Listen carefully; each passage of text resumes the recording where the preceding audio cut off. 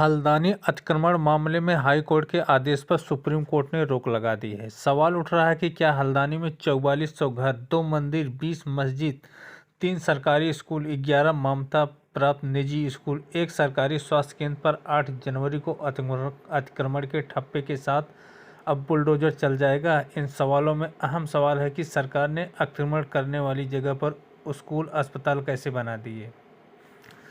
उत्तराखंड के हल्द्वानी में पूरे देश की नज़र लगी है। सब ये जानना चाहते हैं कि क्या हजारों लोगों की दुआएं अदालत में भी कबूल हो पाएंगी। क्या दुआ पढ़ने वाले जुड़े इन हाथों के आशियानों पर चलने वाला बुलडोजर रुक पाएगा।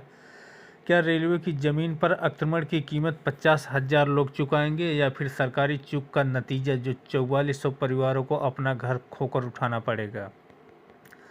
4400 घर, 50,000 नागरिक, बहुसंख्यक मुस्लिम आबादी, 2 मंदिर, 20 मस्जिद, 3 सरकारी स्कूल, 11 मान्यता प्राप्त निजी स्कूल, 1 सरकारी स्वास्थ्य केंद्र।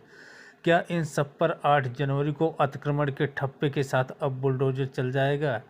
उत्तराखंड के हल्द्वानी के करीब 50,000 लोगों के आशियानों पर बुलडोजर चलने का खतरा मंडरा रहा है। आरोप है कि हल्द्वानी में करीब 4400 परिवार रेलवे की ज़मीन पर अतिक्रमण करते रहते हैं। उत्तराखंड हाई कोर्ट ने रेलवे को 7 दिन में अतिक्रमण हटाने का आदेश दिया है। आज इस केस पर सुप्रीम कोर्ट में सुनवाई होनी है। उधर हल्द्वानी में दुआओं का दौर जारी है। सुनवाई से पहले इस केस को लेकर कई सवाल उठ रहे हैं। अगर रेलवे की ज़मीन पर अतिक्रमण हुआ तो फिर सरकार हाउस टैक्स, वाटर टैक्स, बिजली का बिल कैसे लेती रही।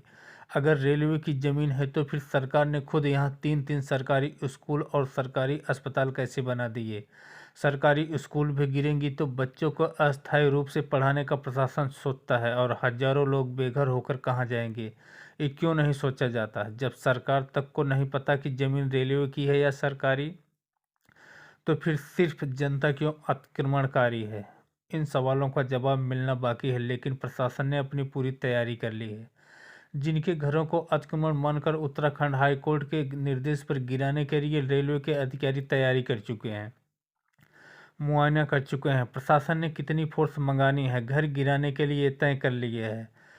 14 कंपनी पैरामिलिट्री आरपीएफ मांगी है, 5 कंपनी पीएससी लगी है और जिला प्रशासन को अब 8 तारीख का इंतजार है। ये कहानी हल्द्वानी के बनभूलपुरा के 2.5 किमी इलाके में फैले गफूर बस्ती, ढोलक बस्ती और इंदिरा नगर की है, जहां रहने वाले को रेलवे नोटिस जारी कर चुका है। 82,900 किमी से 80,170 रेलवे किमी के बीच अवैध अतिक्रमणकारी हट जाएं, वरना अतिक्रमण हटाया जाएगा और उसकी कीमत उसकी अतिक्रमणकारियों से ही वसूली जाएगी। रेलवे के मुताबिक 2013 में सबसे पहले गौला नदी में अवैध रेल खनन को लेकर मामला हाईकोर्ट में पहुंचा था। 10 साल पहले उस केस में पाया जाता है कि रेलवे के किनारे रहने वाले लोग ही अवैध रेत खनन में शामिल हैं।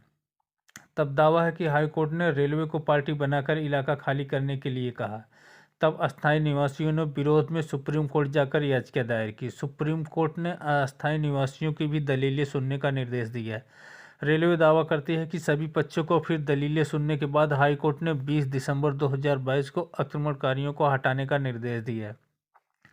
रेलवे दावा करता है कि उनके पास पुराने नक्शे हैं, 1959 का नोटिफिकेशन है, 1971 का रेन्यू रिकॉर्ड है और 2017 की सर्वे रिपोर्ट है, लेकिन अपने हाथ में तमाम दस्तावेज, पुराने कागज और दलीलें के साथ लोग सवाल उठाते हैं। स्थानीय लोग कहते हैं कि रेलवे की ज़मीन पर हमने अतिक्रमण नहीं किया है, रेलवे हमारे पीछे पड़ी है। फिलहाल 4400 परिवारों और 50,000 लोग रेलवे के लोग अतिक्रमणकारी हैं या फिर अपना घर बचाने के लिए लाचारी के मोड़ पर खड़े हैं।